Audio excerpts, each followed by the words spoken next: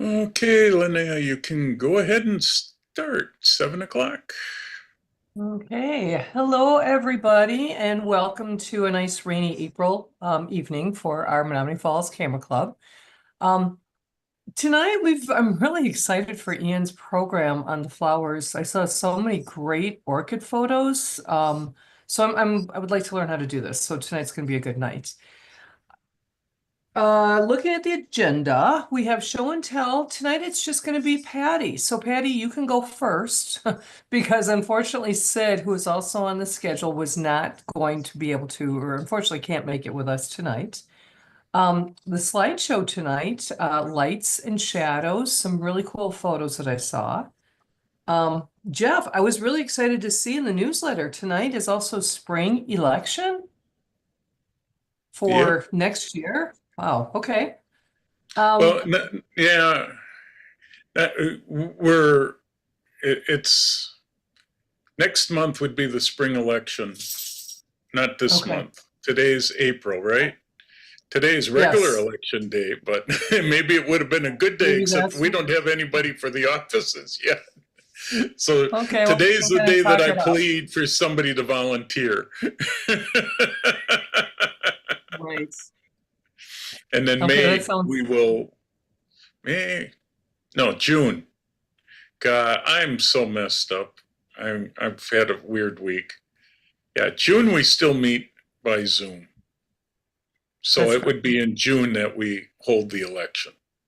But we need to let everybody know next month who it is. Okay. Or what people it may be. Well, before we that was clear as mud. I know, compared to that. I was jumping ahead of everything. Zoo trip. Brian, I was unable to join you. Hopefully I will soon be able to. How did the zoo trip go? The field trip? Well, Brian was consumed with getting his wife home from rehab, so Ken volunteered to take over. So Ken, I'll let you tell how that went.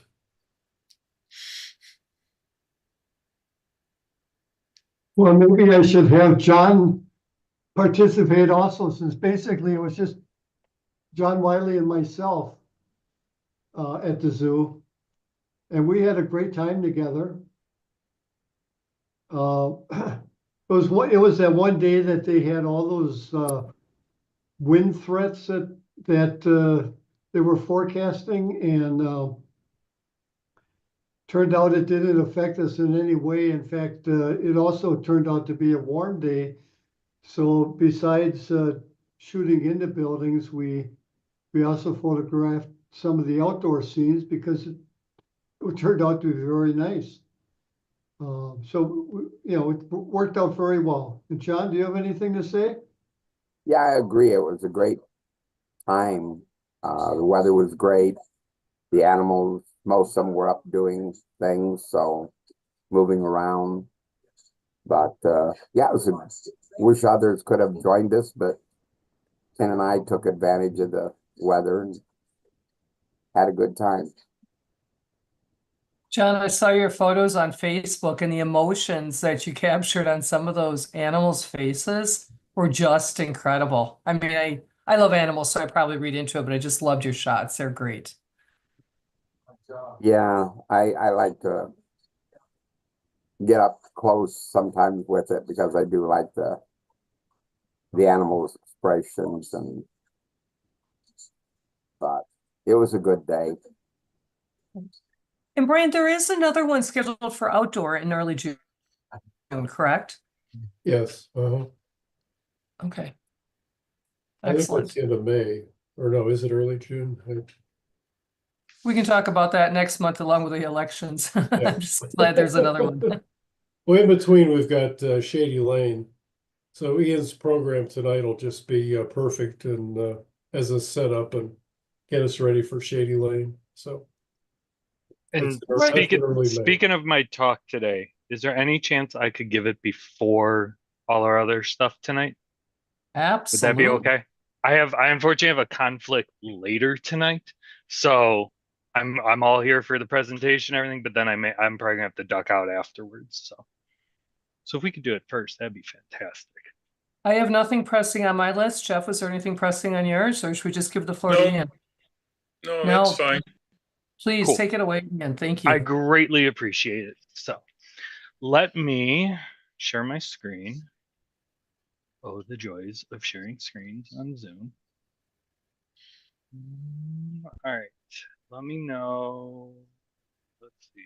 Wow. You seeing the pink flower right now? Yep. Yep. Okay, awesome. Then let me share my presentation. And now you should be seeing creating pretty flower photos. Yep. Awesome. All right. So this is, as you mentioned, we're going to Shady Lane Nursery coming up. This photo on the cover here was taken there actually last year. So this is my presentation on creating pretty flower photos. I'm not going to stick on this page. Just about everybody here knows who I am. I've got this title in here for when I give it to other clubs and whatnot. But if you don't know who I am, my name's Ian Dickmann, and gosh, I don't know how many years I've now been with this club, but it's been a while. And ever since COVID, I really got into flower photography. So I'm going to just kind of skip over this though, and yeah, go right into why flowers. Why do I, since COVID, probably about 50%, maybe even more than that, of my photography has been focused on flower photography. I always shot flowers, but it was just kind of like something I dabbled on. We'd go to Shady Lane, I'd shoot there, but that was really about it. And then during COVID, you couldn't go in the big cities, which is usually what I was doing, and being around a lot of people and shoot urban stuff. So what I really found that I enjoyed was I liked spending time in nature. I liked getting out there. I appreciate the fact that all the shots are temporary. So sometimes you'll do like a landscape shot of a landmark. Well, those landmarks tend to be static and be the same, versus every flower photo you take is temporary. That flower is going to wither away at some point in time. Could be days, could be later that day if a storm comes through. So it's kind of neat to capture those moments. I also enjoy the flowers because I think it's easy to overlook them sometimes. I'll get into different types of flowers that you can shoot, but you are, getting really up close with the subject and possibly seeing in a way that nobody else sees it or has ever. You may be the only person who ever even sees that flower, so that's kind of neat. And then I approach them as tiny portraits. They are the subject, just as if I was photographing a person. A lot of the ideas, the composition aspects of that apply here. It's just they tend to be small. And then lastly, availability. Flowers are everywhere typically. Sure, winter, Wisconsin, excuse me, there aren't a ton of them outside, but we have the domes, for example. We're doing Shady Lane, which will be great. And then in the summer, they literally are just about everywhere. Backyards, public areas where they get planted, wildflowers, etc. So what am I going to talk about here? Basically, three sections. I'm going to talk about gear.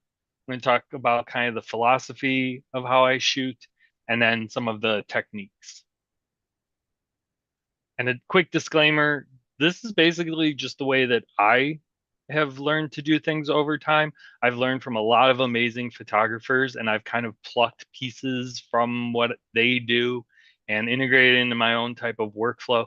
But by no means is this the only way to do things. I think that's the key, is to find what works for you and see presentations like this and learn some things that maybe you've never given a try them and see if that improves your photography and, makes it more enjoyable and ultimately a better product. So my gear, my stuff. I shoot with a A7 IV Sony full frame camera. It's on a 90mm 2.8 macro lens, and that is like 99% of my flower photography is with that setup. I do also have a A67, which is a crop sensor APS-C camera. And that one typically has my 70 to 350 telephoto on it, which I typically will use that for water lilies because they're just too far away for the 90mm. Or if there's just a flower too far away that I want some reach, then I'll go to the telephoto. So that like 1% or less than 1% of the flowers that I take will be with that setup. And then I've gotten more and more in the habit of using circular polarizing filters. They help with the glare, they help bring out some of the vibrance. You do lose a little light with them, which can sometimes be challenging, especially the way I shoot flowers, and we'll get in that. But I like how they really saturate and really remove those glares. They're a must if you're shooting water lilies because they're in water and you can get rid of some of that glare, or you can control how much glare there is by twisting the filter and adjusting how much polarization you're using.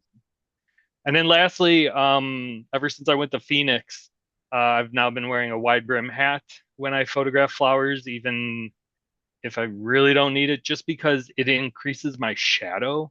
And as I'll talk about here, I shoot a lot in my shadow when the sun's out. But things I consider non-essential, number one is a tripod. And I know a lot of people who shoot flowers really get stuck on a tripod and it's how they like to shoot it. And, that's fine. But I never use a tripod for flowers. I find hand holding frees me up to manipulate the camera and move around and get inside, around the flowers, above the flowers, sometimes behind the flowers. I will hold my camera behind over, like reach over a flower and shoot back sometimes. That I just can't do with a tripod. I find the tripod slows me down. It restricts my creativity. So I personally don't use one. I don't use a diffuser. Instead, I just rely on my shadow basically, and then the ambient light around me. Mostly because again, if I don't have a tripod, it's hard to hold a diffuser and a camera at the same time. It's not impossible. I've done it, but it's not really enjoyable. I don't shoot flash because I don't like harsh light. And every time I've ever used the flash, it just adds more shadows than I want. I know there's rigs with multiple flashes, but even then, I don't like the look of it, so I prefer natural light. And then extension tubes, they're great if you want to get into macro photography, but they have some drawbacks, especially they struggle if you shoot with autofocus. Autofocus tends to struggle with extension tubes turned on. It'll work, but it's not great. And ultimately, I have a macro lens, so I prefer to use the macro lens. And then I just threw on here Plamp and the backgrounds. The Plamp is the curly thing on the right there. You can use that to like hold a flower and stuff like that. I bought it many years ago. I used to use it, and now I just don't find the need to it. And again, I don't have a tripod, so I don't really have anything to clamp it to.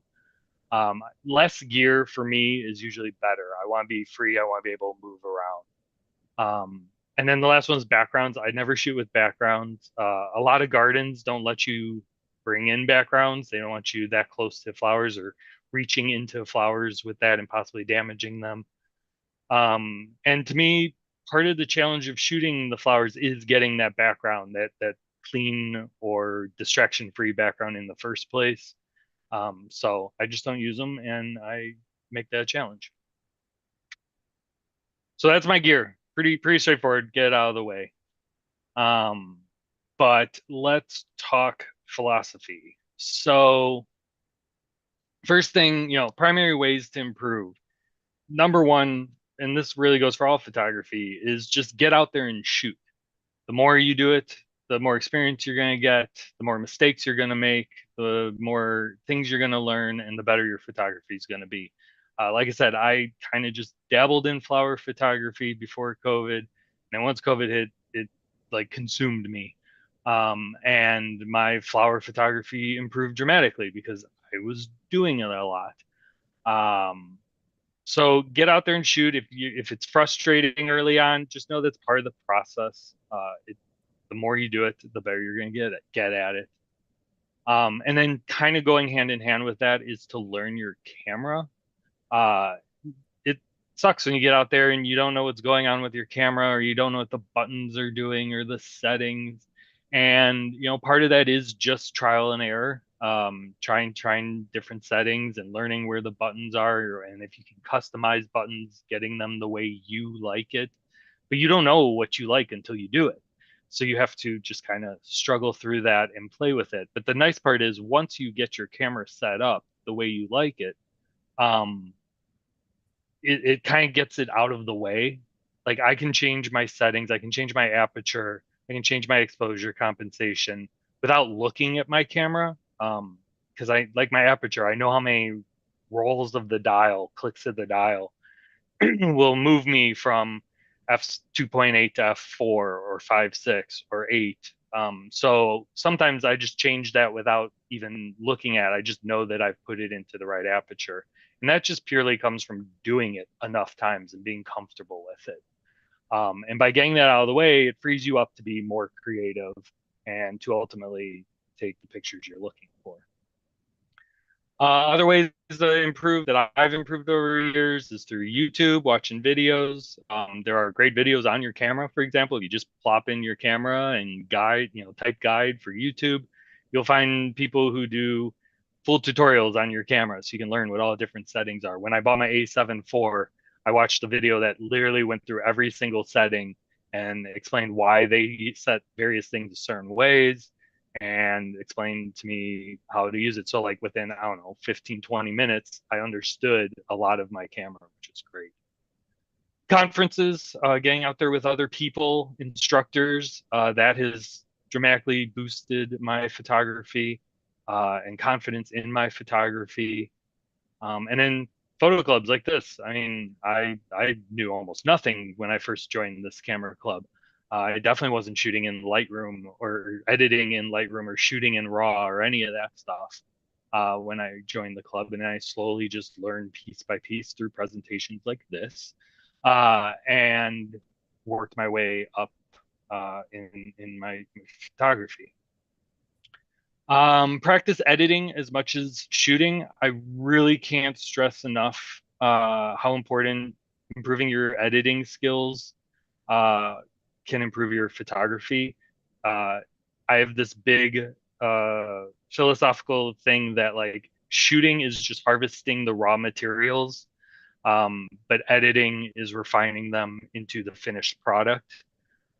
So if you are awesome at shooting the pictures in the first place, but bad at editing them, you basically have an unfinished piece of work. Like it may still be a very nice picture, but it could be so much more if you can just refine it into that final product.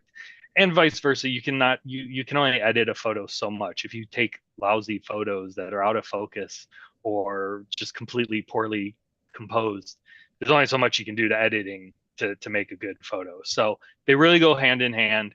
And I just think sometimes it gets a little overlooked. So don't ignore that part. And then the last two, experiment and try things. That's especially new things coming on Lightroom. I just try them and see what happens and figure out how I want to include them or not include them. And lastly, shoot in RAW. That was a huge thing for me, was understanding the benefits of shooting RAW, the extra light that you get out of RAW, the extra adjustments, the color adjustments you can do in RAW is really nice. And it's great because anytime I start shooting RAW in like 2010, and I can still go back today and I can reprocess those now with all the new tools that I have 15 years later, it's really nice. So focus on making art. This is another thing that like I like to stress and I've learned over the years is this is the way I shoot flowers is art. I'm not here for photojournalism.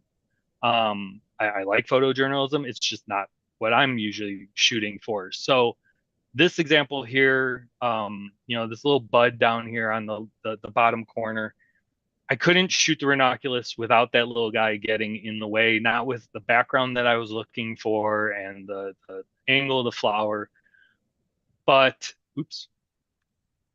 by rotating the image, I found the composition I liked better than when I took the image. And the drawback was by rotating it, I no longer had these corners, but thanks to content aware fill type things, and now Adobe's got even better fill techniques since I've taken this. You can just fill in these blank gaps. Now, I focus on art. I would obviously not submit this in like wacko nature. It's not allowed. And I would never pretend that I don't do these things to my images. Like I would also take out dust spots and stuff like that, or if there's like dirty spots on the flower, I might take those out.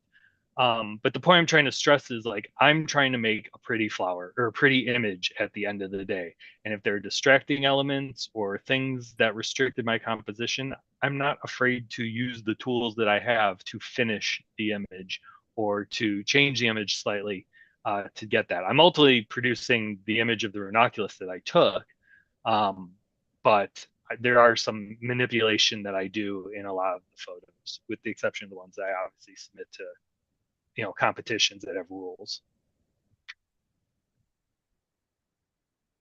So once you get into the garden, though, the number one thing I would recommend is get the obvious shots out of the way first. You get into a garden or wherever you are, really, it doesn't have to be a garden, anywhere, field of flowers, backyard, whatever. Just get the obvious shots out of the way. Top down, straight on, the big bushy flower that catches your eye. Just go shoot it and get out of the way, because if you ignore it and you're trying to shoot something else, it's going to be like calling to you and telling you, come take a picture of me. And I've taken a ton of top-down shots like this daisy, and yet every time I see a daisy, I want to go take another top-down shot of this daisy. It builds up your confidence. It keeps you, it builds up your confidence, and it kind of like gets you moving in the right direction. It's also great because now you've got like a good photo probably already banked in your memory card. So if like in 5 minutes it starts raining or thunderstorming or it gets super windy and you have to stop taking photos, you already got some. But then by getting those obvious shots out of the way, you can move on to trying to take more creative shots. So like the water lily on the left here, that was taken at a conference at Chicago Botanic. We'd been shooting water lilies all afternoon. It was in the afternoon. And I kind of had hit a point where like I'd shot all of them from a whole bunch of angles that I was used to. And I'd gone around circles a bunch of times. And then I decided to just kind of like get down low in a certain spot. And I found this creative angle where the reflection was very colorful off the water because there were some flowers on a ledge behind it, behind the little fountain that these things are in. And because I got low, I got the reflection of the flower itself. So I just got this creative angle that I tend to find those things pop out after I get all the like basic obvious ones out of the way and kind of like start to think like, okay, now that I've got that, how do I take it a step further? How do I find those hidden shots that are lurking out there? Or the tulip in the middle. I shot a bunch of tulips at a local farm in Germantown. And after shooting more traditional tulip shots from a little bit further back, as I got closer and closer, I started to realize there were reflections of tulips in the water droplets. So then I started to play with that and get more creative with that. It's not something I would necessarily just walk up to a tulip and be like, I'm going to do this. You kind of had to find that. And by moving in closer and trying new things, that's how I found it. And then the one on the right is actually from a desert garden. Everyone was shooting, more traditional cactus shots. They were all, we were at this like botanic place that had cactus everywhere. And I was just like walking along, looking at things. I wasn't necessarily shooting at that time, but I was just kind of seeing what was around me. And I saw these like tall, skinny, fuzzy plants that lined up really nicely and had some color textures to them. So just kind of like, again, because I'd already shot everything else, it's like it wasn't distracting anymore, and I could find the things in between those, the parts that jump out at you. And then seek out the characters. This is something Alan Shapiro, somebody who I've learned immensely from, loves to point out. He personifies all sorts of flowers. So like this one on the left reminds me of like Sideshow Bob from The Simpsons with his crazy hair. The dandelion in the middle, these I always think of these as like punk rock dandelions because they have like mohawks going on. And then this clematis, there we go, had like bunny ears almost because it only had two petals coming off of it. And seeking out the characters is a great way to make your photos stand out, be unique. You know, there's a million round dandelions. And yes, there are tons of dandelions that are cut in half, but usually when you see a photo, you see a nice fully round one. Or the clematis, you'll see a full clematis. But seeking out those characters gives a way for your photos to be unique, be inviting. Somebody's gonna be like, "Oh, that's kind of neat. I haven't seen that before." So yeah, personifying them is kind of fun way of going about it. And then along those lines, imperfect flowers are pretty too. I like to find the damaged flowers because again, they're unique. They're not the flower that everyone's going to see, that they're used to seeing. This flower in the front, because it was missing petals, you get to see the whole inside that you normally wouldn't. The flower on the right, because it's missing the petals, I can make this nice 4x6 frame where the flower fills up the whole image, and get the center of the flower off to the rule of thirds, that type of thing, off to the side. It kind of balances it out nicely. Versus if it had all the petals, I'd either have to center compose this, or I'd have to chop, just like crop out some of the petals. But in this case, I have the whole flower, what remains of the flower, in the image. So don't be afraid to look for those damaged or imperfect flowers. And don't overlook the weeds. Everybody here probably knows that I love photographing dandelions. They're everywhere. They bloom multiple times a year.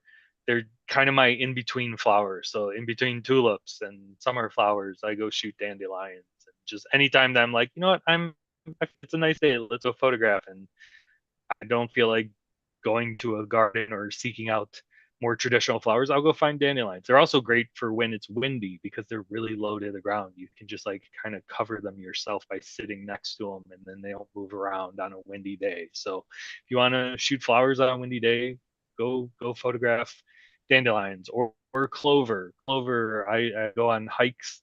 Clover's everywhere. But when you get really up close, it looks like flames coming off this clover, plus the little heart in the middle, the upside down heart. And they come in different colors, pinks and purples and whites. So yeah, don't think you always have to be photographing a dahlia or a daisy or roses. Like you probably in a few weeks you'll have weeds everywhere. Yeah, what's up? Something that I learned recently is that dandelions are the first source of food for bees. And Oh if yeah. you kill them or pick them or mow them, whatever, bees don't survive. Yeah, Menomonee is a fun time for me.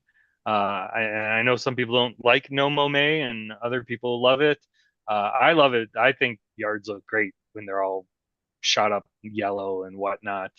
Apologies to those who have allergies, myself included. I'm allergic to a lot of plants, which is a great irony. but I think they look great. I go to River's Edge here in Menomonee Falls because the village tends to be late on mowing that grass, for example. And I can usually go out there and it's just an entire field full of dandelions. And like when you have that many subjects out there, you've just like endless possibilities to play around. Like it's just like, where do I want to go sit down? Like that's all I have to do is sit down in one place, and I've got a ton of photos I can take. So, and then again, it's like, all right, the challenge is how do I make a creative photo with all these subjects? So,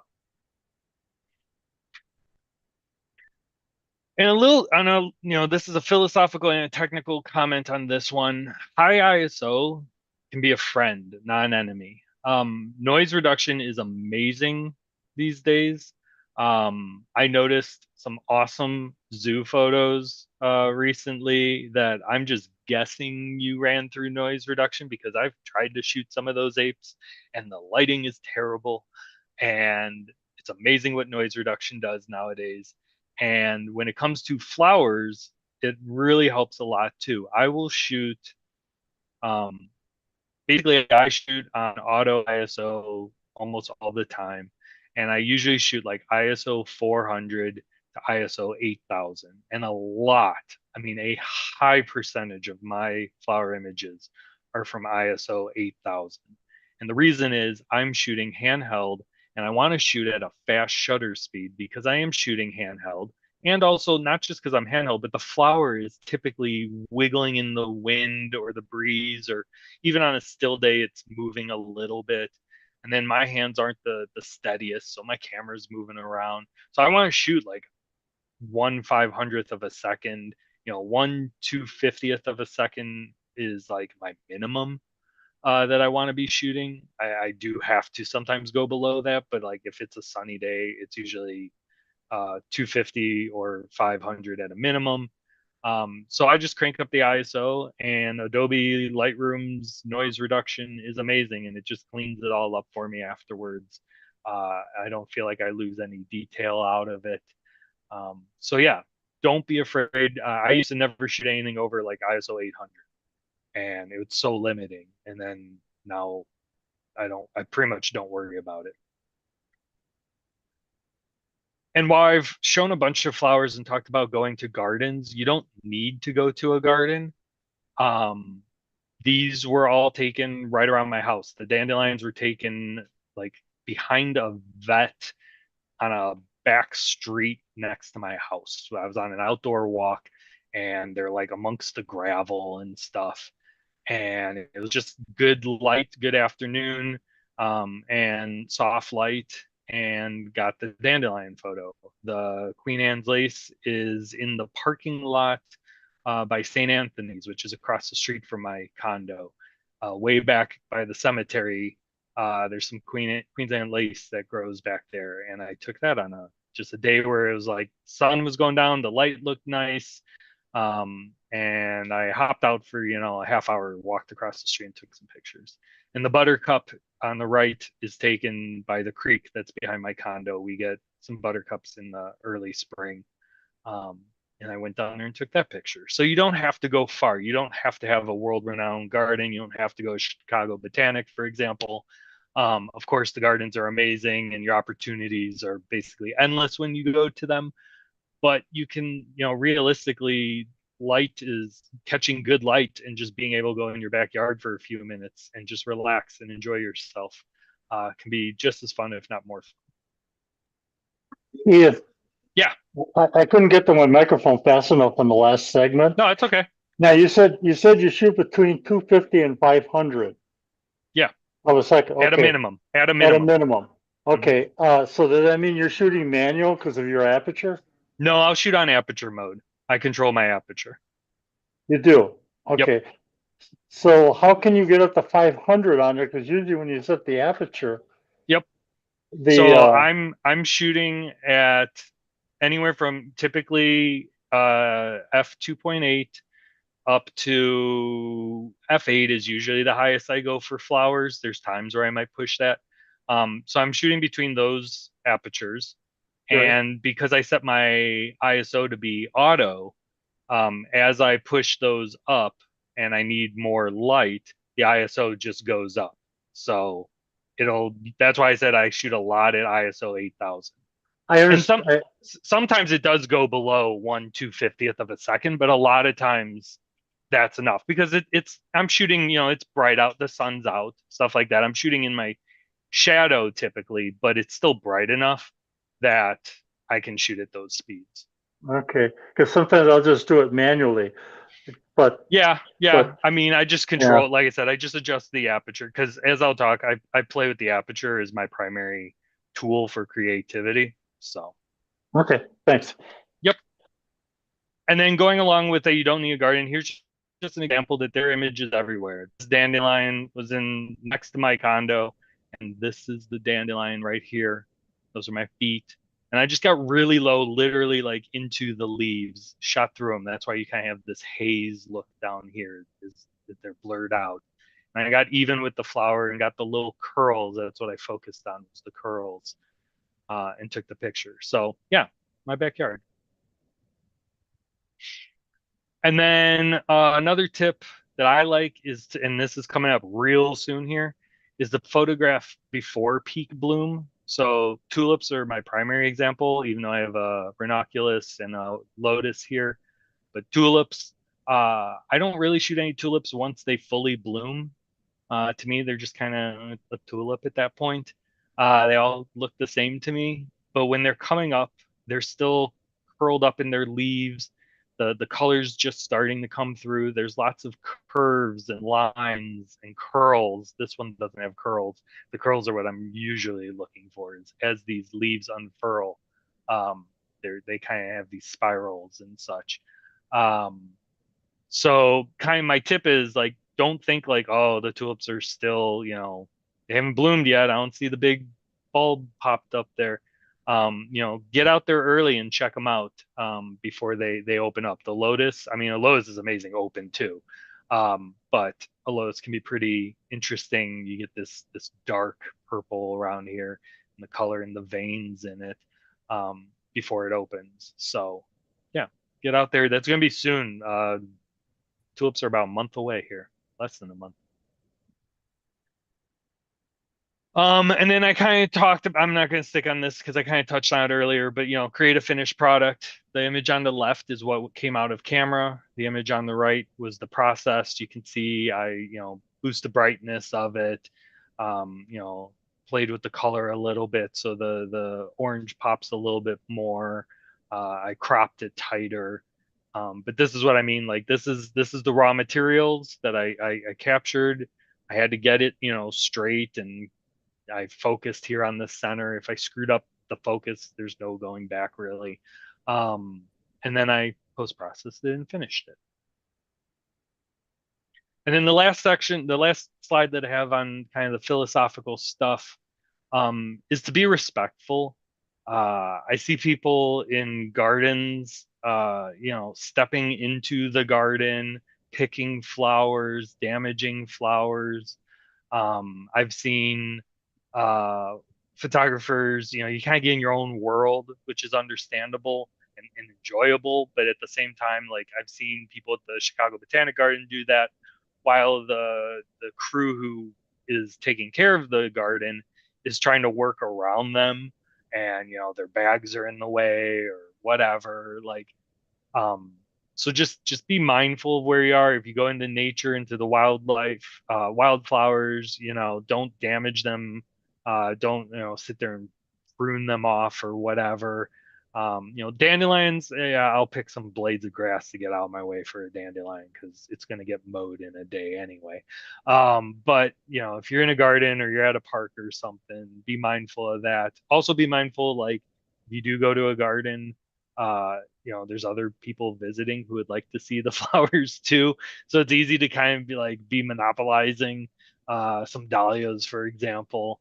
So just be aware of your surroundings. All right, so on to some techniques. I've touched on some of these, but this is kind of the rundown. I shoot handheld, and I've kind of mentioned that's because I like to move quickly. I like to be free. I can move close to the flower, away from the flower, up, down, all over, in space, very, very quickly handheld. I shoot on continuous autofocus. I'm terrible with a manual focus, even with the focus peaking. It's not my bread and butter. And what I find is autofocus nowadays on the new cameras is so fast, it tracks so quick that I just use the little focus point and move it around my frame. If I know I want to put the center of the flower, on the left third, for example, then I'll put my center point in the left third of my frame. And then I just line up my shot with that autofocus point right in the middle of the image or the flower. And I take my photo.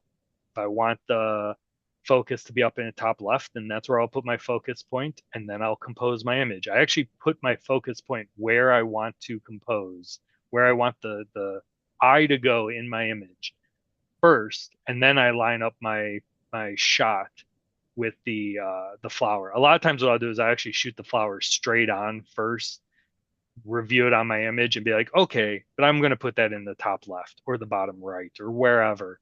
And then I reshoot it again with my autofocus where it is. And then the continuous autofocus just, stays on that part that's sharp, even though I might be rocking back and forth a little bit or the flower's swaying a little bit. I try, if it's swaying, then obviously you kind of got to move the camera to nail it. It might take a couple tries, but it's usually not too bad. And then, I tend to get in focus. The last piece that I have on this list, I'll jump over to it, is chimping, which is reviewing the back of your camera. I believe it's called chimping because you look at the back of all your images, you're constantly going, ooh, ooh, ooh, like a chimp. And it's not that I want to like sit there and be like, ooh, look at my photos, they're amazing. It's more, I'm just looking at my images repeatedly after taking a couple of them, just to make sure, did I nail that focus? Did I get the composition I was looking at? Was there something in the background that I missed that when I was looking through my viewfinder, I just didn't realize, oh, there's a twig back there or something, or a hot spot or something. So I am constantly reviewing my images. I touched on compose, focus, then frame. That's where I put the point and then I frame it up. I use my shadow, so I hate direct light on any of my subjects. I basically never shoot anything in direct sunlight. Either it's overcast, and then I can shoot pretty much from any angle, or it's sunny out, and I will only shoot whatever is already in the shade due to a tree or a wall or whatever. Or I use my shadow. So I will just stand over it or in front of it, cast my shadow on the flower, and then take the picture. And I have an example coming up of why I do that and the difference that you get out of that. And then aperture bracket. So this is where I will shoot like this exact same image at f2.8, f4, f5.6, and f8. And compare them. And sometimes I just know up front from experience, like f8's not going to work because the background, whatever, this image isn't a good example, but a different image, the background might be too busy at f8. So I don't even shoot the f8 because I can tell by like f6 it's too busy. Because the higher the number you get, the more you're going to get in focus, or at least less out of focus. And then the smaller the number, the shallower depth of field you're going to have.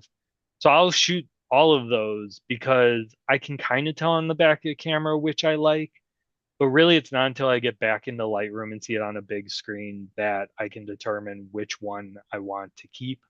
So a lot of times if there's a photo that I know, like this is a pretty good photo, I like this photo, then I'll just shoot in all that brackets, all the apertures, those jumps. I tend to shoot those, the 2.8, the 4, the 5.6, and the 8, because each of those is a full stop. And I'll be honest though, f4 is like my go-to aperture. If you told me I could only shoot in one aperture, it's going to be f4. On my 90mm macro lens, it's very sharp at f4. It's the right amount of depth typically. There are obviously cases where I shoot at f2, f6, f8, or else I wouldn't do it in the first place. But that's a lot of times that's the one I go with. And then I just change angles and distance. I move around the flower. I try different things out. I kind of have a slide coming up on that right now, in fact. Try different angles and distances. So this was taken at Bookworm Gardens up in Sheboygan. And I don't think these are all the same flower, although I think 3 of them are the same flower. They're all right next to each other. And I just walked up to this dahlia, and this one shot from the kind of the bottom left angle. This one I shot similarly, but a little bit farther back, maybe a little bit more down to the left because it's more coming straight in instead of opposed to like a 45-degree angle. The center shot, and then I shot from the right side, changing things up and getting under these curled here. So you just kind of come in, you try different angles, you try different distances. I tend to start farther back and then just work my way closer to the subject until I've gotten so close. I'm just like, yeah, at this point, I'm either can't focus any closer or you can't really tell what it is, and there's no point getting any closer. Here's the shadow one. So I intentionally shot the one on the left in the sunlight, which, like I said, I never do this, but for demonstration purposes, I did. And the one on the right, what I did was I took my hat off and I just held it up in front of the flower while I shot with my right hand. So I hold my camera with my right hand, hold my hat with my left hand, take the picture. Thanks to autofocus and a high shutter speed, I can pull it off one-handed. But you'll notice these harsh shadows around the edges go away and you get a much softer, in my opinion, more pleasant image out of that. And I didn't do any like further processing of this. I would have processed this further. For example, I would have taken out this dark spot here. But I just wanted to show you purely what the shade does to an image and how it gives you a better starting point than shooting in the harsh, bright sunlight. And then shoot wide, then crop. I would rather shoot an image wider than I need to and then crop into it than shoot too tight and wish I had shot. You saw the one earlier. I started off when I was talking about doing art that I had to add the corners back in because I didn't have enough to rotate it. It's better to shoot a little bit farther back and then just crop into what you want, because maybe this is a 4x6. Maybe I want an 8x10. So it's going to be slightly different. And if I just take this 4x6 and turn it 8x10, I'm going to have to cut off these pieces. Versus when it's wider like this, I can get an 8x10 out of this without sacrificing the main subject of the image. It also can provide more depth. There's a whole bunch of mathematical reasons behind that, but basically the way to think of it is the closer the subject is to you, to the camera, the shallower the depth of field you'll get at that current setting, whatever your camera is currently set at. Versus if you get closer to, if you get closer to it, you'll get shallower depth of field. If you back up, you'll get more depth of field. And then you can, crop on top of just, making 8x10. Maybe I want to change the crop entirely and having more there to work with. Again, the raw materials that I've been talking about, I can refine this differently. I might be able to get multiple images, finished images out of the same shot just because I cropped differently of the same image. And then basically this is kind of like just a summary of the things I am thinking about when I approach and I'm taking an image that are easy to forget about. Exposure clipping.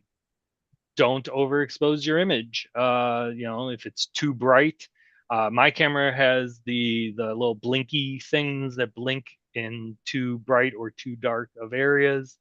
So it tells me, hey, your settings are too high. You need to dial things down. I usually do that just through exposure compensation slider, or dial, I should say. But yeah, I'm constantly making sure is my exposure good.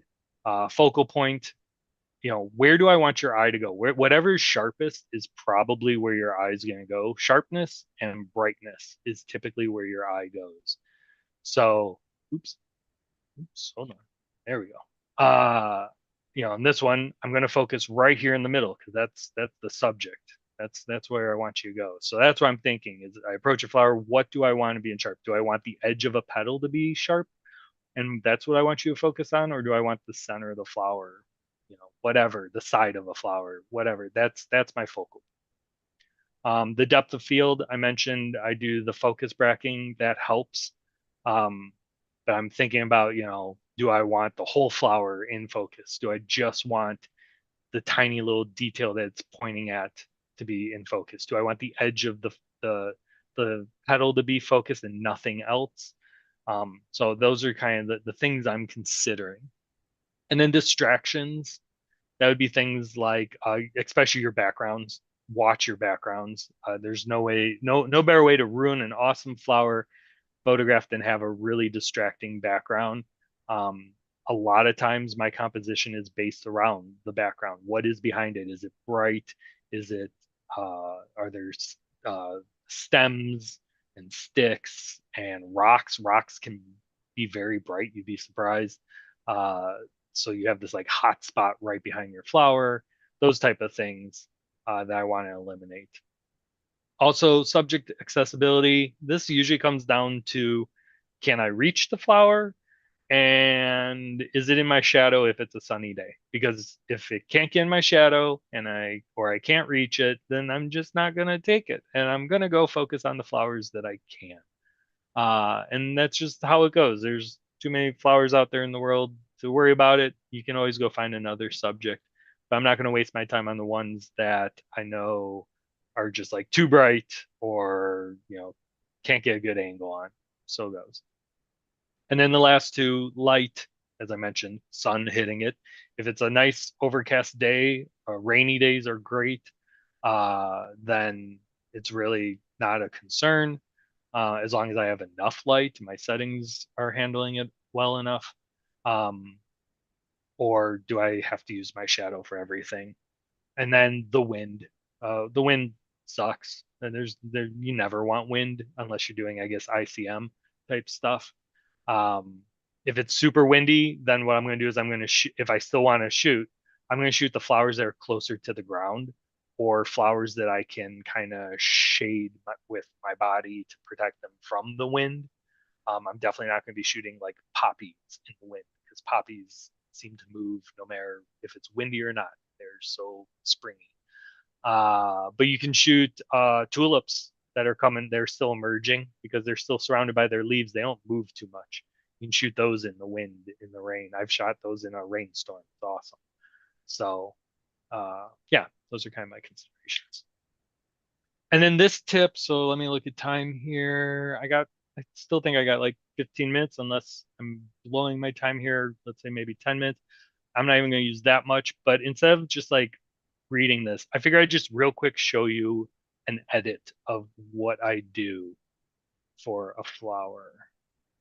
And this was taken recently at the Garfield Conservatory. They had their flowers show. I think it's over by now, but I actually don't know for sure. But anyways, took it there, pansy, and I figured I'd show you real quick what I do. So first things first, I tend to shoot mine not in Adobe Color. I shoot them in Adobe Standard. I've just found that works well for my camera, for the Sony cameras. It's a very kind of flat look to it. These profiles change, the image. This makes it much more vibrant and pops out. I just like standard. I will say I'm starting to play with adaptive color, which is really cool. And if you've not tried it, I recommend it. Adobe uses its like AI capabilities to basically make a whole bunch of adjustments behind the scenes, but not change any of your sliders. It uses like invisible tables, I think is what they call them. And you can get pretty good photo just by changing it to adaptive color. So suddenly, that was the original image, and that's just changing the adaptive color. It does some pretty cool stuff just with that one slider. So consider that. But like, I'll stick with standard, what I usually would do. So the very first thing that I would look at is my histogram. And I'd notice that there's a little pocket here as far as before I hit pure white. So I would go into tone curve and I would just boost this up until, see how these arrows are popping up? That means I'm clipping. My shadows are clipping and my whites are clipping, and I don't want any clipping. So I back it off just a little to there. And now I've got my brightness basically set. And then I like texture at about 25.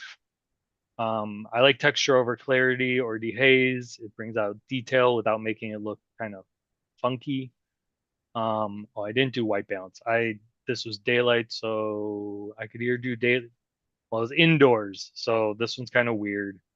I usually try daylight. Honestly, I'd probably just go with auto for now. And if I wanted to tweak it more, I'd tweak it more. But that's a good starting point. And then, oh, you'll notice changing the white balance actually changed my exposure. That's why I would have normally done that first. I forgot to. There we go. Close enough. So yeah, so then your standard, maybe bring up the shadows a little bit. Like I said, my blacks are clipping. If you hit J, it might show it. They don't really show, so it's not too concerning. You can hit the J key, and then these boxes get a box around them. And if you do that, then notice how this blue, that's showing what is clipped, what is turned into completely black. So I can tell where it's gone completely black, and that's fine. And that's really about all I do in the basic panel. What I next do is I actually like to play with the calibration. And I know I kind of talked about this in the past, but I think this is like great secret sauce of messing with stuff. Boosting blue just makes things vibrant almost all the time. I'd like to push it to about 25. You can go further if you want to get crazy. But I would probably do that. And then I play with the hues. I've gotten really into playing with the hues and like pushing the green to the right, pulling the blue into the teals, and then sometimes pushing the red more into the orange. And if I do the little eyeball here to show you before and after, see, it just makes that color pop a little bit in the middle. Right in here, especially this oranges and the pinks, they pop more when you kind of play with that. So this is totally experiment, play with it, find what you like. If you hate it, you just double click one of these and it resets it back. Play with the eye thingy to see, did I go crazy and it looks terrible? That type of thing. So I mess with calibration, and then I mess with color grading. I love color grading. I love it for two reasons. One, I like to make my shadows bluer, just the style that I like. I like to make my midtones warmer to kind of counteract that coolness that I just gave it. And then I like to play with the luminance sliders. The midtones, sometimes I want to raise them up to make it brighter. Sometimes I want to bring them down to make it more muted. I would say this one doesn't need a lot of adjustment. But then the shadows, you can give it that like almost matte look. You can do this in the tone curve panel also. You'll probably get a more controlled version that way. But if I just push this up, it kind of gives it that hazy matte look. And that's because what it's doing, if you watch the histogram, it's literally taking all your blacks and like forcing them to get lighter. So anything that's too dark, the farther I push the slider, the more it removes black entirely and makes it just like gray. But it gives it a softer look. So if you're looking for that softer painterly type dreamy look, that's kind of like a quick and dirty way of doing it. And I like to usually give a little bit of that, maybe not max, but a little bit of that just to soften it up.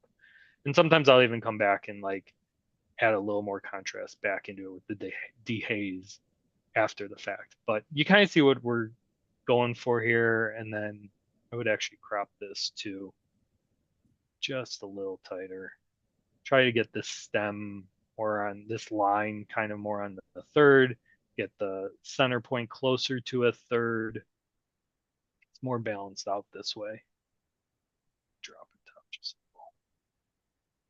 You can see I actually did take this image a bunch of times, as you see in the film thread here. This one was at f4, f4, f4 as I was playing with it, making sure I hit the focus. Then I went to f6 for the one I was just editing.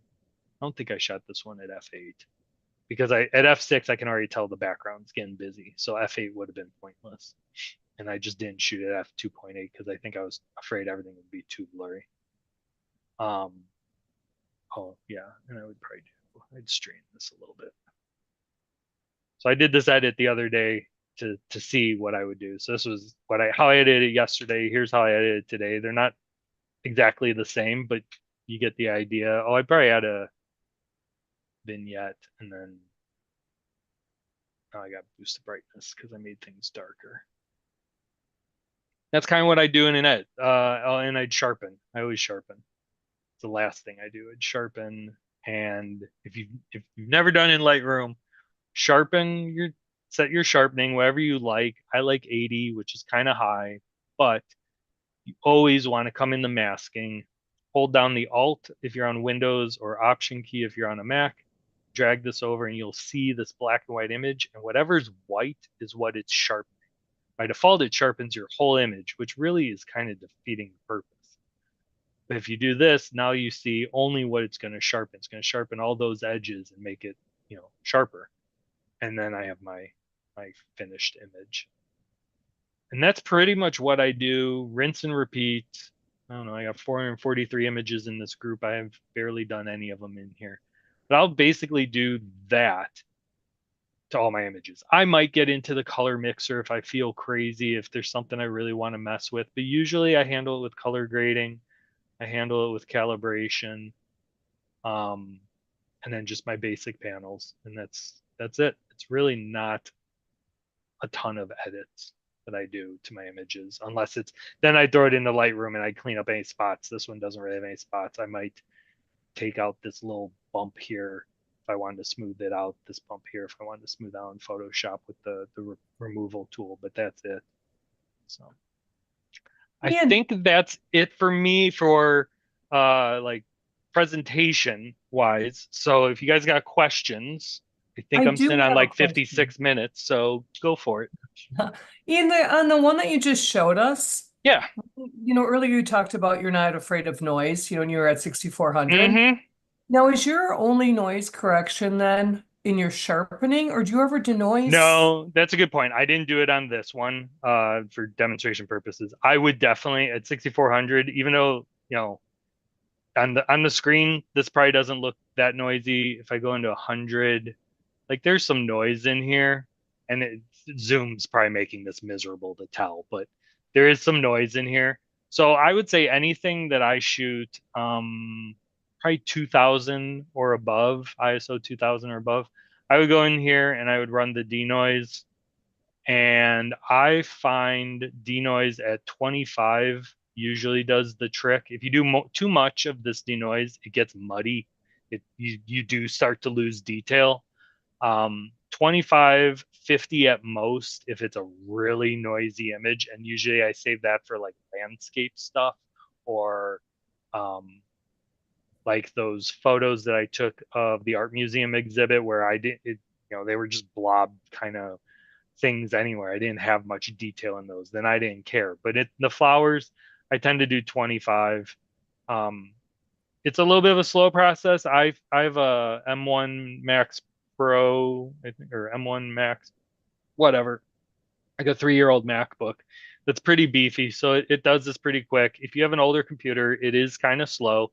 You do need an internet connection, which is really annoying if you're traveling and you're not on the internet and you want to edit some photos and you want to go do denoise. It won't work if you don't have the internet. So make sure you have an internet connection. But then it does take out a lot of the noise that was in here and kind of smooths it out, which is then ultimately still kind of brought back through the texture, but it's not noise at that point. So then this is nice and sharp and smooth at the same time. Does that answer your question? Yeah, thank you. Okay. Ian, you said that you use sharpen for everything. I always use Yep. unsharp masking. Do you know what the difference is? What are you talking about? Masking? Whenever I finish a photo, I Mhm. always finish with unsharp masking.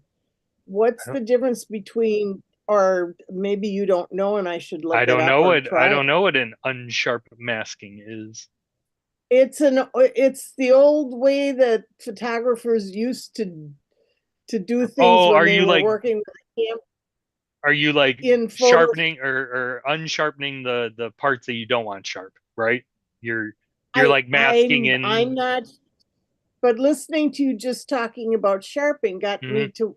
sharpen got me to thinking, well, I just habitually for the last 15 years or more have used unsharp masking, and I'm just going, well, what the heck is the difference? I've So never heard I of guess I'm unsharp gonna have, masking. I'll be upfront. I've just never heard of it. okay, So I'm not entirely well, sure what then the I process guess, is, but this is what I do. I actually have a preset set to sharpen at 80, and then I come over and okay, I do the masking thing because I don't want everything to be sharpened at 80 because now it's going to be like super crispy and there's going to be like all this again, it's hard to okay, see on Zoom, I'm sure, but like I can see like artifacts from the sharpening versus when I tone it down to like here, it doesn't add all those. Now this is still smooth, but the edges are sharp, and that's what I want because I want the edges to be sharp so it pops.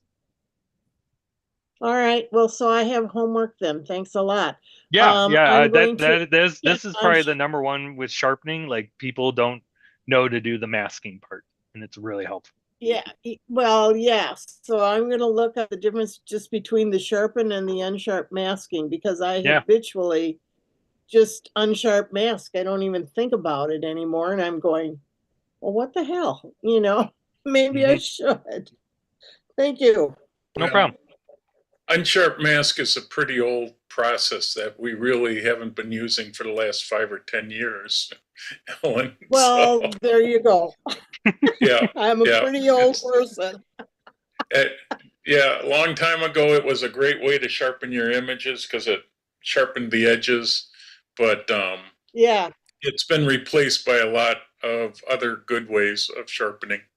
Okay. So old dog, new tricks. I will look into that. That's how it goes. You're just constantly, tweaking your process. Yeah. I Okay. do all this editing totally differently than I used to, So I've learned Yeah. things. Like I said, I think it was this week, I learned about the adaptive color profile. So now I need to go play with that, and it's impressive. Okay. Just by Uh, doing that, you'll probably end up with a pretty good image. It's impressive what it does. So, all right. Thank you. yep. Any other questions? Yes. When do you do the denoise in your process? Early on or late or when? When I remember is probably the best way to put it. I believe Adobe recommends doing it earlier than later before all your edits. So realistically, the earlier you do it, the better is kind of the answer. I I don't know if I'm the pixel peeping type to tell you that if I did it just now here at the end and then I went back and I did it at the beginning, would I really notice a huge difference? Probably not. Um, so the answer is when I remember. I mean, I just did it here at the end. I wouldn't be like, shoot, I did it at the end. I have to undo all my stuff, denoise it, then redo all my stuff. No, I would just do the denoise and call it a day and move on to the next image. So if I can remember to do it before sharpening, I try to do that. Let's go with that. Sharpening, you usually do at the very end. Although that's a rule I break all the time also. It's not Yeah. gonna make or break your image if you do sharpening early on. Trust me, you're not gonna notice a huge difference. Any other questions?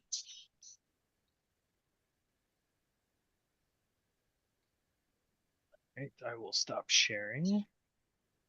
hopefully that was helpful and informative and entertaining. Gosh. Wonderful Kind of a brain dump, to be honest. I mean, that is what I think of. That's what I've learned through doing it for 5 years, plus all the photography I did before doing flowers. But that's really like, if you're to stand next to me in a garden, those are the things I'm thinking about. Those are techniques I'm using. If you're editing next to me, that's how I edit. Figure I'd share what I've learned over the course of time here. Ian, thank you. I learned so much just on so many different levels, from your editing to the way you shoot. And feel free to ask questions anytime. You know, we're at Shady Lane. When we go to Shady Lane, you know, if you got questions or you need help with something, come grab me. Like, you won't be bothering me. I love talking about this stuff. You know, just a real quick question on that. I understand about you shooting in the shade. I get that. But when you're indoors, is the Mhm. 6400 good enough to get you the light that you want indoors with no additional light? Yeah, I shoot the whole Shady Lane will be shot handheld up to ISO 8000. The Orchid Show in Chicago, I shoot at ISO 8000. Almost all my orchid shots were taken at ISO 8000. Actually, I take that back. You'd be surprised how many of those, because I'm usually shooting at f2.8, f4 most of the time anyway. So you're capturing a lot of light that way. Sensors are getting better and better these days, to where they don't need so much light in the first place. Rarely, I mean, it's got to be like the sun's got to be going down for me to really have an issue. Thank you very Mhm. much. Thanks, everybody. Thank you. Excellent. Okay. You know, with that, Jeff, before we get into like Patty's slideshow, would you like to go over any updates with WACO and PSA? Well, Wacko, we have our spring competition on Saturday, where we pick the final medal images. So if anybody wants to see that, let me know and I can give you the Zoom link for that. Otherwise, anybody that's entered, I've already emailed the Zoom link twice to them. But if you can't find it, email me again and I'll be glad to send it out. We really don't have anything else going on with Wacko. We're in a transition period right now, with new people taking over the program area, so we don't have anything new going on. We probably have a sunflower shoot later in August this year, probably the same place we did last year. PSA, the middle of the month, they are going to Dubuque, Iowa, from a Friday till Sunday. Lots of different things to shoot in Dubuque. People a lot of times think Dubuque is a boring little place, but it's actually sort of got a lot of fascinating things to photograph, and middle of May should be a really nice time to be there. You do need to be a member of PSA, and then you can join the PSA chapter membership. And that's the last thing that they do for their season. They take the summer off and they won't start up till November. And that's about it. Yep. Okay. Anything with Digital Forum? Yeah, Digital Forum in this month, April. We're into April, aren't we? I have Chris Scott talking about On1 Photo Raw software. Basically, the basics of using it for people that are looking for a different alternative to Lightroom and Photoshop. On1 pretty much can do a lot of the same things that Lightroom and Photoshop does, but in different way, definitely a different way. So we've got Chris on next month. I'm trying to think who I have after that. Let me see if I've got that. Yeah. Then I have Nicole Brennan talking about photographing the night sky. Basically the basics of photographing Milky Way. So she should be sort of interesting. And it's always nice since we're starting the season for photographing the Milky Way again. Once you get into the warm season, it's always seems to be a little easier to photograph. June, Jim Karofsky may be doing something. We're working with him on how to light a photograph or process it. I don't have anything for July. In August, I have Jamie Konarski Davidson talking about lens babies. And we're working on that. That's basically a set of lenses that people can put on their camera. They reached out, they're trying to connect with camera clubs and different groups. So we might even have them on our club meeting. We're getting a bunch of club, different companies starting to reach out to the clubs to talk to us about stuff. So we will see. So that's all I've got, Okay. I think. Patty, would you like to do your slideshow presentation, please? Yeah. Let me. Yeah, it's not a slideshow. I'm just going to be flipping pictures around here. So, Acceptable. okay.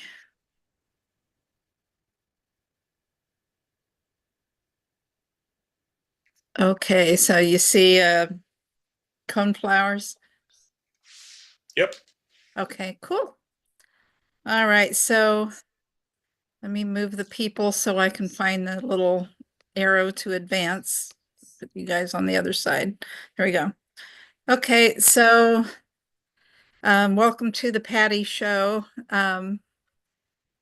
I'm just got a collection of just various photographs that I took over the last year or so. And I think this is one that I took. I think I took this when we were at the sunflower place, or else I took it. I don't even know where. But anyway, there's that. And then this is my, I'm not sure if this is a dandelion. I think it's like a similar flower, but it's not really a dandelion. But I call this one Ra, because it looks like a cheerleader. And then I did a senior photo shoot last fall with my coworker Tammy's son. Super neat kid. He was a lot of fun. I really like him. And things started out really awkward at first, and then he put on this hat and he changed his entire personality, became somebody else, and all of a sudden was a supermodel. So it was great. So there's one of the shots without the hat. And this is the one they're actually using for the yearbook. And then he's into bowling, so I had him put the bowling ball on a picnic table and crouch down behind it. And that was a lot of fun to shoot. And then here he is with his hat again, being Mr. Cool.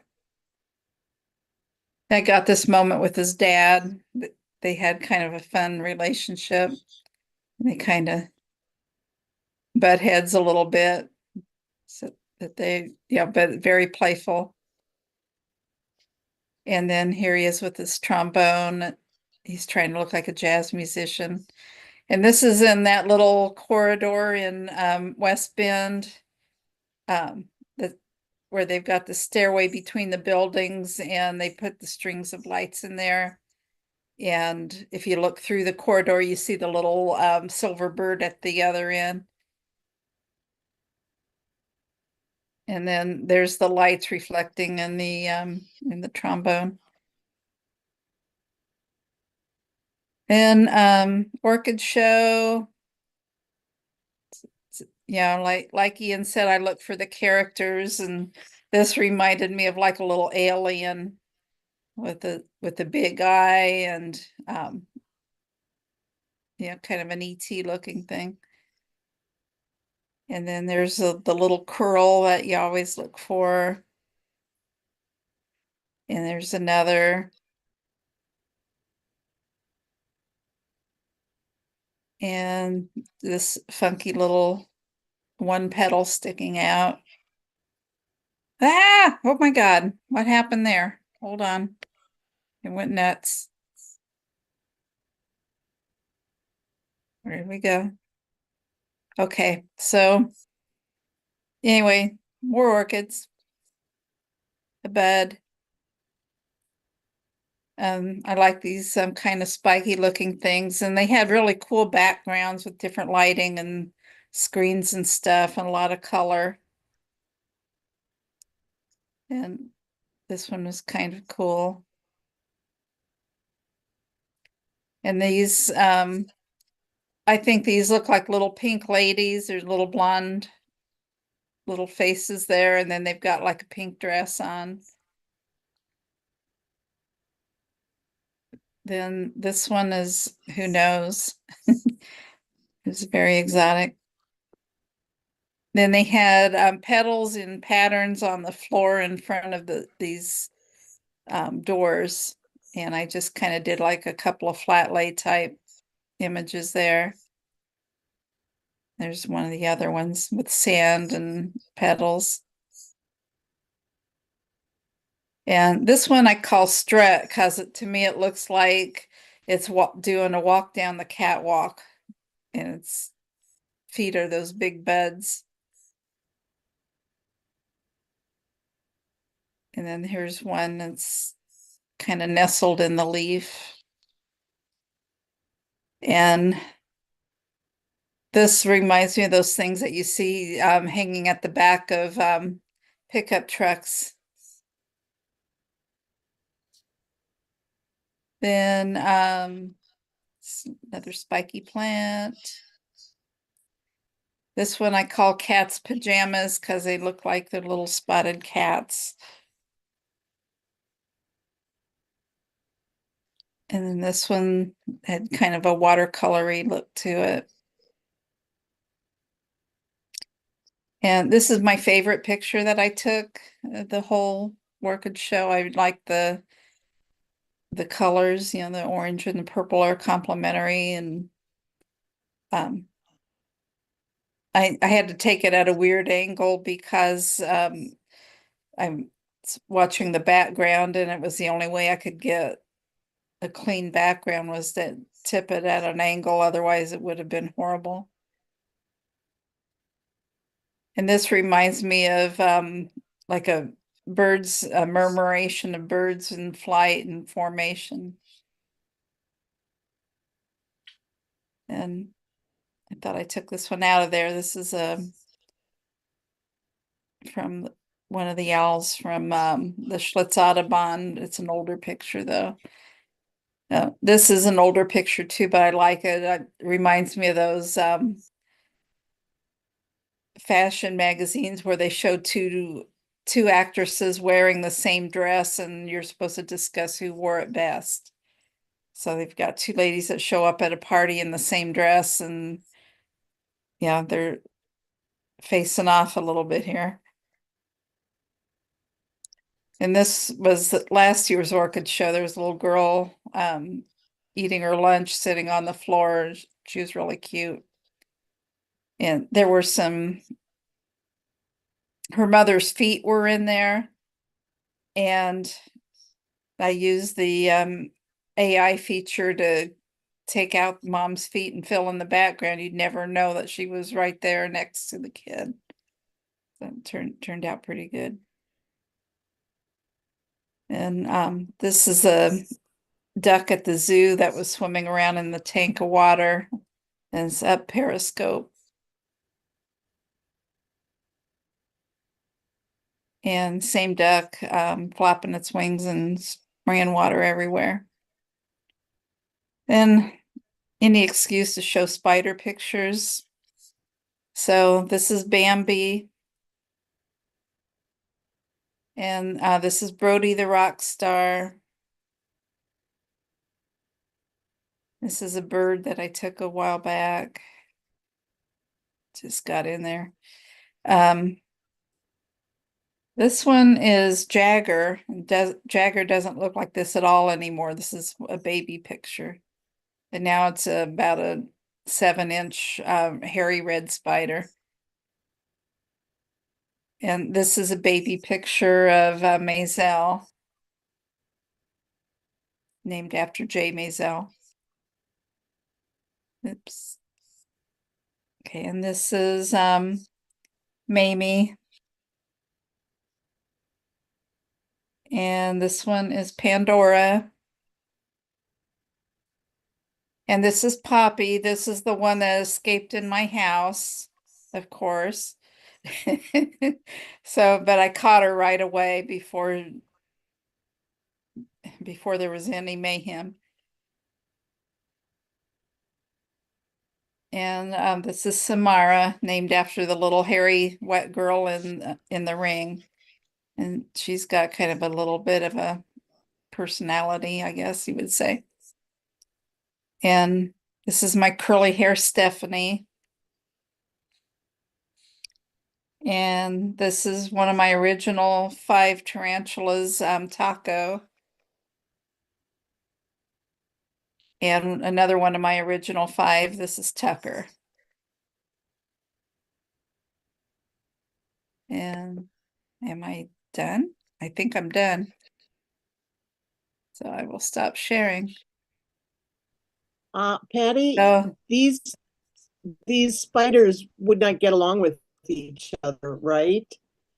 not for Or very would they? long. You'd end up with one fat spider at the end of the day.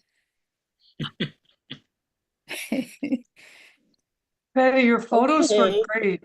But when you said original 5, how many are there? Yeah, my first now? day of tarantula keeping, I came home with 5. And that I'm trying to limit myself to around 40 at the maximum, just because I like to spend time feeding them and watching them. And if you get too many, it just becomes a chore, and you just you just drop in crickets and move on to the next one. So I like to sit there and watch them eat and, talk to them and stuff. So I think you're very courageous. There's no way that I lose things. So I'm sure mine would be in the walls and God knows where oh my else. God. So I was so freaking out when Poppy got out. Number one, it's an old world tarantula that's an OBT, which stands for orange bitey thing, and they have medically significant venom. and they have big fangs and they're not afraid to use them. And I was like so freaked out, and I thought he was dead. He'd laid there in the same position for 3 days. I tapped on the glass. I tilted the enclosure sideways. I was checking on him with a flashlight, and I'm like, shoot, he's dead. He's an old male, so they don't live very long. And so I'm like, okay, so I take the lid off, and no precautions whatsoever because it's a dead freaking spider. So I'm pulling out his plant, and I'm pulling out his water bowl, and I reach in and start to pull out the cork bark, and all of a sudden he came back to life and ran up the side, over the top, down the side, across the kitchen table, onto the floor and under the table. And I didn't even have a catch cup because I wasn't expecting I would need one. So I had to run in the other room and get a catch cup and then go back with a flashlight and try to find him. Sounds has a like lot of- a meatball that came off of a spaghetti. well, he has a lot of patience if he was waiting for you to take that cover off so he could Oh my make gosh. his Yeah, a stick. lot of people, a lot of the tarantula people said, that his plot worked. Yeah, he'd been planning that for days. So he's back in his box and he's still alive. I caught him in the catch cup, and I just put him and the cup and everything together back in the enclosure, put the lid on. He was freaked out. I was freaked out. and there was enough space at the bottom of the cup that he could squeeze out when he got calmed down. So I just left the cup in there until he went back into hiding. And then I very carefully removed the lid, pulled the cup out and slammed the lid shut. So that this is the one and only escape I've ever had. And it was totally because I took absolutely zero precautions because I thought he was a dead spider. So That's incredible, Patty. Thank you. yeah, Um, that was fun. Again, Sid was going to be here, so only Patty was tonight. But as Patty was talking, just update, which I completely forgot to tell everybody, between Patty, Ellen, Jeff, Pat, and Liz, this month we're going to get together. We're going to talk about those T-shirt designs. So by the time that the May newsletter and meeting comes through, we hope to have for you designs that you can vote on to finalize. We'll have the pricing, and then through Patty's company, they'll have it where it'll be like an online shop, and you can just go in and order the shirts. So that's still to come. It's definitely, we've all kind of had great excuses, which don't matter, but we're coming through with it. So in May, we'll be able to update everybody on that. Jeff, is there anything else? Otherwise, I can do the slideshow for this month, which is on the Shadow and Lights. Not really. Only thing I was gonna say is I'd like everybody to subscribe to our YouTube channel, so we get more viewers and get that channel a little more well known. Once people start seeing our channel, they may start joining our club. So just go to the YouTube channel. Also, I am probably going to stop putting most of these live videos on our website since they're on our YouTube channel. It's a lot of extra work, and YouTube's made it a little trickier. So I think I'm just going to start directing everybody who wants to watch, last month's video of the meeting, just go to the YouTube channel. And I'll try to put that in the chat for people if they want to find it. I think it's, I got to find the right one.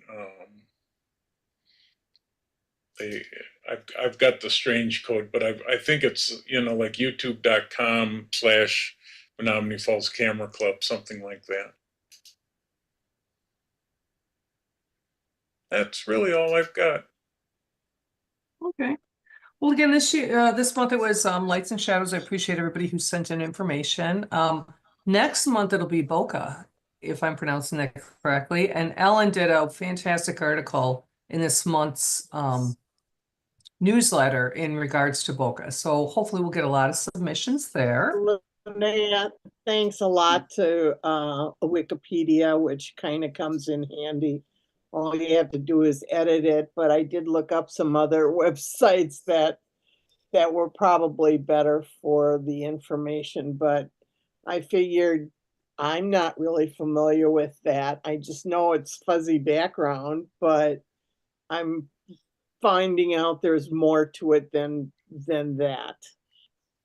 I know, I agree. I really appreciate the article that you put in. No matter where you got it from, Ellen. I thought it was all you, but that works. Okay, I am ready to share. I've got the share sound. I've got my screen. Let's see if I can make this happen. I'm running out of time to be successful. No, we're seeing your screen, but not the show. You got the sound though, right? So that was good. Okay. I am so sorry. I was so impressed with me, but you know what I said by the end of the season? So I've got like 2 more times, correct? Okay, let me try this one more time. Yeah, Share. I'm I doing like this that. too. Okay.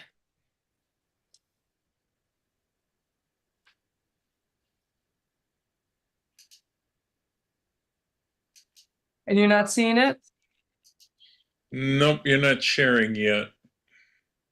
Oh, Now you're sharing. Let's see. Yep, yeah, now we're seeing it. Okay, thank you.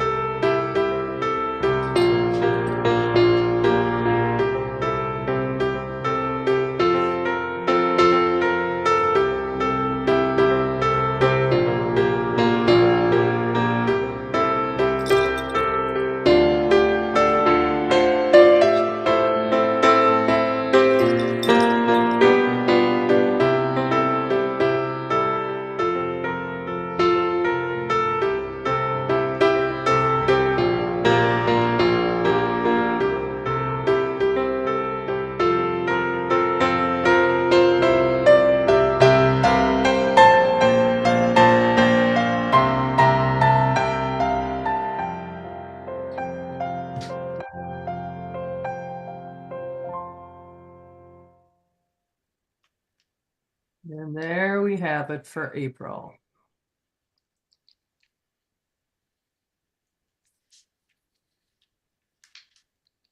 And that is all I had. Anybody, anything that we missed tonight? Boy, we're done early for a change.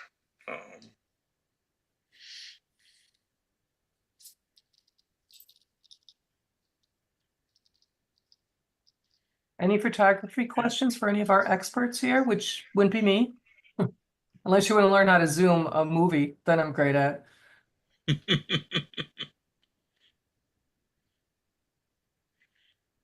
Boy, what a group tonight. I would say it's a very quiet night. Yeah, Randy, why don't you talk about the park that you were telling me about instead of me trying to remember it all? Okay, Menomonee Park, it's actually one of the greatest migration that comes through.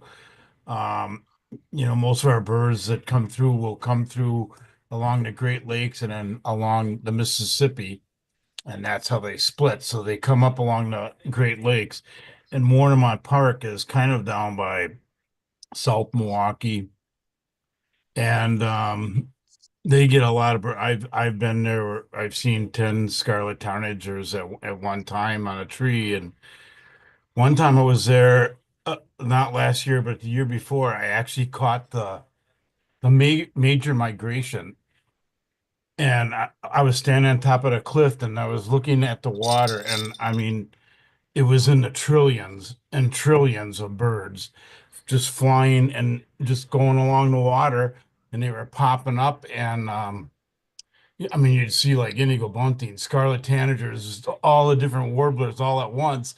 I mean, sometimes they get 136 species in a day there when you hit it right at the right migration. And it would be end of April, usually by May 17th, it's kind of hard to see it because of the leaves and stuff like that, but it is something to see.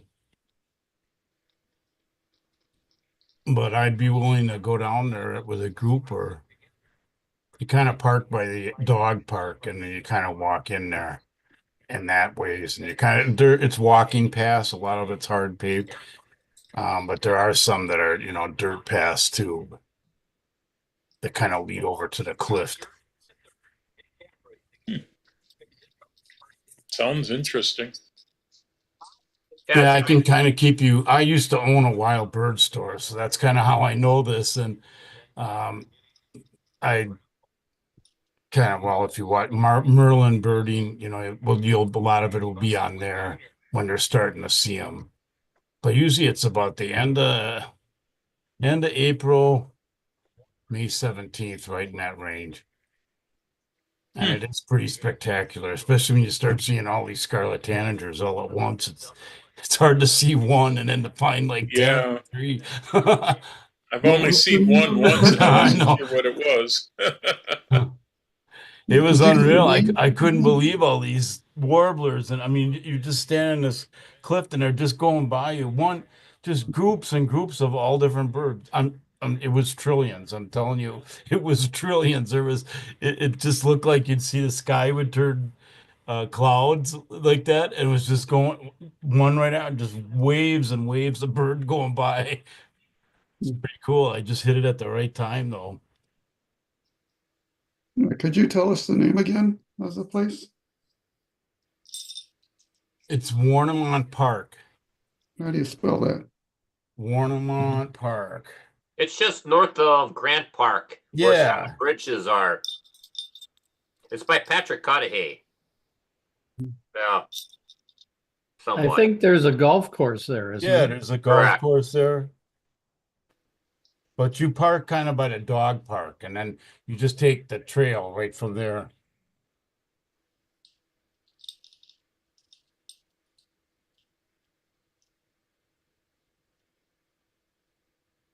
Yeah, I used to bicycle through there and that. It's a really nice So area. I got the spelling if you want it. It's WARNIMONT.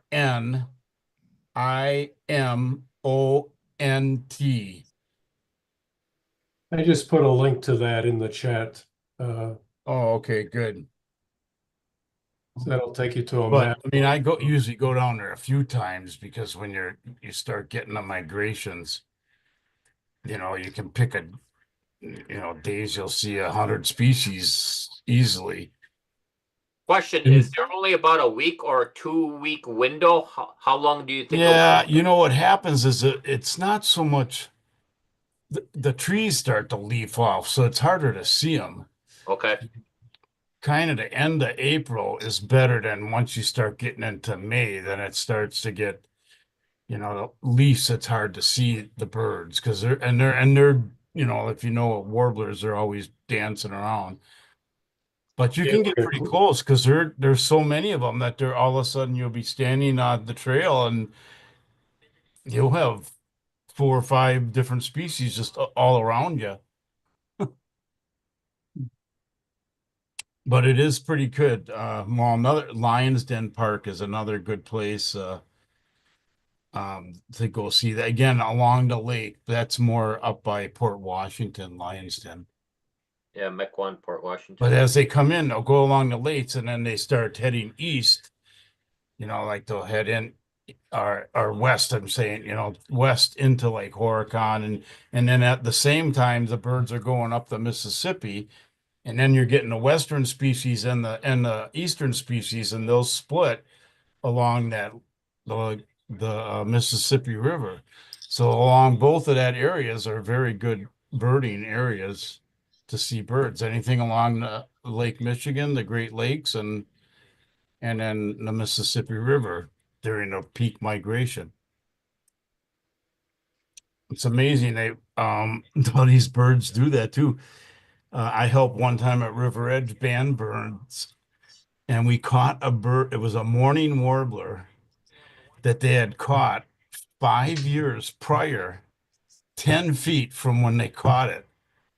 originally, and that bird put on like 10,000 miles because it went to Costa Rica every winter, and then ends up 10 feet from where they caught it 5 years prior. Isn't that amazing? And it's just, and they do this every year. It's just like clockwork to them. Amazing little creatures. Yeah, that's neat. Oh, we'll have to check it out. Everybody should check it out and report back, and then we maybe can work on a field trip sometime. It's so hard because you don't know exactly when they're going to be there. But sounds like it'd be. What you could do is you look for the winds. So when you know that the winds are going to come off the southeast or southwest, actually favoring more southeast. And if it's strong winds, so if you get a strong southeast wind right around the migration period, birds use the winds. So they'll sit somewhere for days just waiting for that wind flow. And you'll always notice, like orioles or hummingbirds, you'll have a windy day and all of a sudden you'll have 10 orioles in your yard. That's what they're doing. They're not going against the wind. They're going to use the winds, or just like airplanes, they use the winds. So they'll just get up in the strong winds, and that's what they'll do. So you kind of know when it's a windy southerly winds, that's the day to go down there. The next day after that wind, go down there. And that's when you'll see a lot of species. So you can be kind of close. The migration is always about the same time, but they'll wait for the winds. Same thing when they leave. It'll be a strong northwest winds.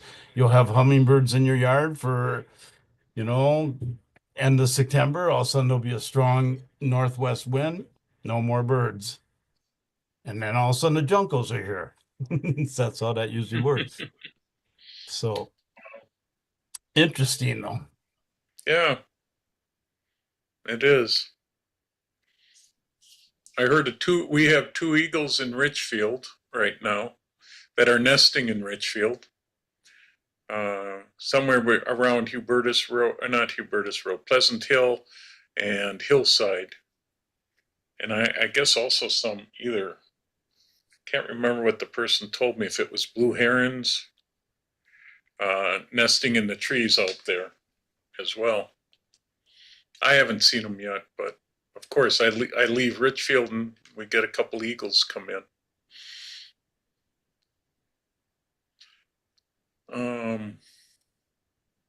Also, we have, beginning of May, the first weekend in May, we have a Revolutionary War at Old Falls Village. If you want to get pictures of people and guns firing and all sorts of different actions and sets, we have that going the first weekend in May, and we'd love to have you guys out there take pictures.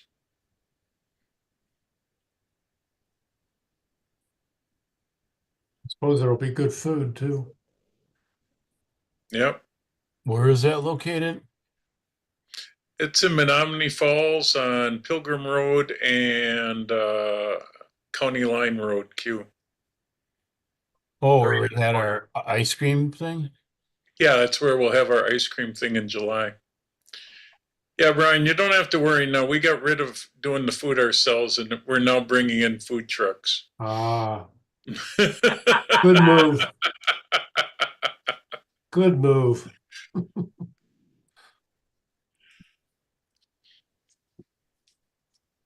We've been having fun checking out food trucks. It seems to be the new popular thing these days.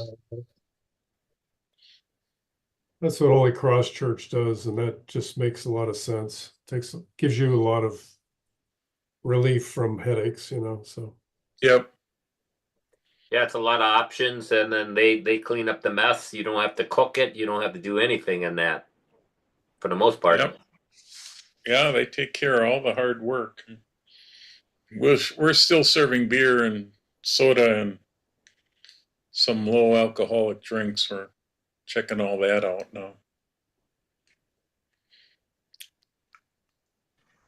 Oh, it's a Boy, pretty quiet night. Too quiet. Yeah. We need that thunderstorm to come. You know, Ian had so many good things, but the one thing that jumped out at me was the idea of holding the camera in your right hand and hold the big hat, you know, to create shade in your left hand. At first I thought that's going to be hard, but I was just practicing that, you know, and I think I can do that. So I don't have to depend on Ken to be my shade anymore. Is Ken still here? I don't see him here. I say Ken is fired and that no more invitations. No more outings for you, buddy. I found a new buddy. We still love him. We can't hear you, Roger, if you're talking to us.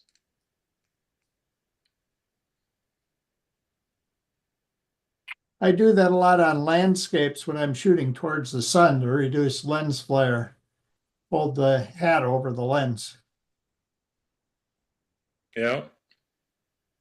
Yeah, it's worth having a hat once in a while. What's really hard is with lens flare, when you got a filter on it and you're shooting into lights or sun and that, then you get that bouncing.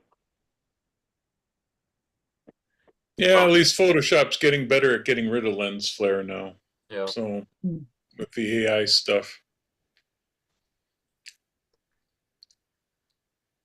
Oh. Well, I don't know. I will put a plea out. We are looking for a vice president for the group. Elizabeth Whitcomb will become president next year. So I will be starting to make phone calls again. So anybody that might be willing could save some time and let me know. I'm hoping Ellen wants to keep going as a newsletter person for another year. It pays so well to help fix her mound system. She had to say something about mount systems because now mine's gone too. Yeah, it's a burial ground. I'm going to turn it into something that's pay-per-view and put up artifacts and hieroglyphics and charge people to see our jeepers cripes. They're expensive. So anyway, we'll get through it as soon as the ground determines that it's warm enough to put it in. So it's like I'm living in 1801. It's funny. I talked to my relative up in Michigan, Upper Peninsula, and they've had that ice storm and that they were without power.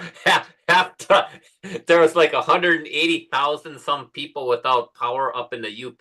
So that's more than half the people up in the UP was without power. But the roads were icy. Even my cousin's like, yeah, the ice is still hanging off the trees today. Wow. We have a place in Rhinelander, and we just found out that the power is back on. But you know, if you're not up there, you don't know the power went off. That's the good news. But we're real good at conserving water here. So if you want any tips on that sometime, be more than glad to share. So done with that. Done. I don't know. Is Pat still here? He disappeared. I check with him to see if he'll stay as treasurer. So we're really just looking for a vice president. So it's an easy job. The first year as vice president. President gets a little harder, but it's not all that hard, right, Linnea? It's the darn screen sharing. Yeah, That'll get you every time. Again, 2 more meetings and I will master it. I think. I try. I think the vice president is probably going to have to show that they will be able to screen share. So they have a whole year as vice president to learn that. Well, the other job too is to fetch pizza for the Christmas party. Yep. Yeah, Oh, we that's the more found two important guys job. to do it. Yeah. I think we I saw found a Tony couple raise of his hand as members volunteering. who will fetch pizza for us. Clint and who else was it that went and got the pizza? Pat and myself and that. Pat? That worked out really great. Yeah. We saved Next like a ton time of we'll money too. Yeah, I bet you guys got big tips, huh? Yeah, no tips in that. It would have been nice, but yeah, I think we saved like $50. Wow. But I could be mistaken. Yeah, it might be worth doing, checking into that more. Who knows? And really, I mean, it's only, I don't even think 2 miles away. And that, or right at 2 miles. It's real close. I mean, it took like 5 minutes to get over there, if that. Going what, the Papa Murphy's or No, that was Papa John's. Papa John's? Yeah, too many papas.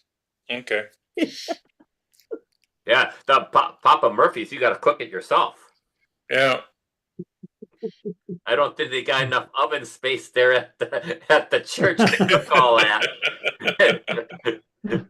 Okay, our first pizza's done. It's gonna take another half hour for the other one. They have to have a slumber party at the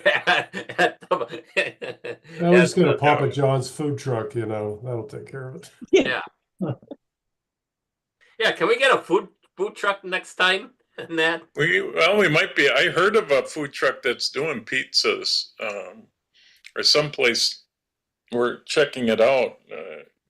They do have a stone brick pizza in their truck or something. Stone brick thing for cooking pizzas. But yeah, you never know. Yeah. Not sure about during winter or that, but yeah. I suppose with the right amount of money, they'll show up. Yeah. They may not want to do it for, 10 or 12 pizzas and all. For the $100 a pizza, they will. They probably couldn't pump them out as fast as we'd like if. No. Yeah. Brian, bad. We talked about everything but photography here. The church has been very accommodating for our group. Are they're okay with our handling of cleanup and leaving the place as it was? We've been doing a good job. It takes a little bit of encouragement here and there, clean this off, but we've been doing a good job, and they're very welcoming, and the fact that they invited us back, for a couple different events says that they're very happy having us, and okay. I think it's no, they're very open to outside nonprofit groups. Any nonprofit group, they're very welcoming, and okay, and we certainly are nonprofit. Yeah, and I've had a good relationship with the people there, and so they've been very, very supportive. Good. Well, I feel honored that we are, able to use that facility. I call it that beautiful church. So they do a great job, fantastic job, really. And if we're lucky, I might have the photo done before the next Christmas party. So I messed it up that bad for you, Jeff. That you're trying to recover that picture. That's right. I think I keep asking Jeff if there's any news on the group photo. Yeah, I just haven't had time to work on it, and it's getting rid of the busy background. That's always the hardest part. So AI hasn't yet come to the rescue for getting rid of heads that are blended with the same color as the background. Everybody's hair is too close to that background color. So you got some headless people? Yeah. Or hairless? And maybe could be something I could have some fun with maybe fireworks coming out of people's heads or something. I don't know. Like a fountain, fire fountain, whatever. I may end up just fixing it up and sending it out just the way it is because Please do. it takes too much time sometimes to do something creative with it. But We'll take it as Well, best you could do, Jeff. Patty, maybe we should look at having like knit caps with the Camera Club logo on it. We could wear all the there you go. caps of the logo. That way Jeff wouldn't have problems with hair blending in as long as we made it a vibrant color, We can festive, accommodate that. so to speak.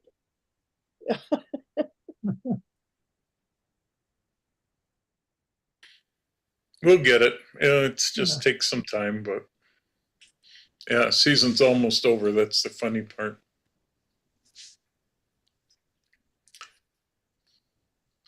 Well, Lene, it's 9 o'clock. You want to Jeff, call it? You could always run a 2024 and then take a picture like early on next year and run the two of them together to see how we've aged. Yeah. Yeah. That was yours we've had, Ellen. Nope. Everybody, thank you very much for joining us. No field trips until we see you in May at the meeting, and then right afterwards is the Shady Lane field trip, correct? Yeah, I think Shady Lane is May 10th. All right. Unless we can pull the bird thing together. The what? I'm sorry? Said unless we can pull the bird thing together. Which would be cool. I would be game for Port Washington more so than South Milwaukee if anybody is game further north. But yeah, to be continued. Jeff, if we want to reach out to everybody, is best place is everybody on Facebook to put a message out, or There's a fair amount, or you let me know and I can email everybody. okay, sounds good. I think myself and Ellen are the two that have all the emails. Well, Pat does too, but Yeah, and I think I do somewhere. yeah, All it's a right. constantly changing thing. Okay, well, we'll get it. Anybody's interested in doing a field trip, even spur of the minute, reach out to one of us and we can get the word out because it's fun. Yep. So, all right, you guys take care. See you in a month.